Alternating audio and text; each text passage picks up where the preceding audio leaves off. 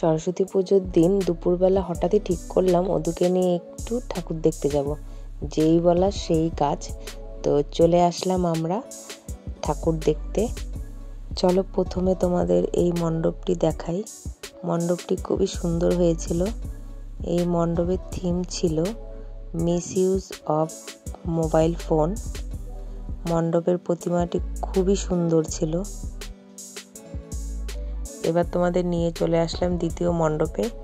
এই মণ্ডপটিও খুব সুন্দর ছিল, আর ভেতরের কারুকার্যগুলো তো খুবই সুন্দর। এই দেখো, প্রতিমাটাও খুব সুন্দর ছিল। এই দেখতেই পাচ্ছ, চারিদিকে খুব সুন্দর ডেকোরেশন করা। এরপর আমরা মেলায় একটু ঘুরে নিলাম আর কিছু খেলনা নিয়ে নিলাম। এখান থেকে ফুচকা মোমো খেয়ে বাড়ির উদ্দেশ্যে রওনা দিলাম।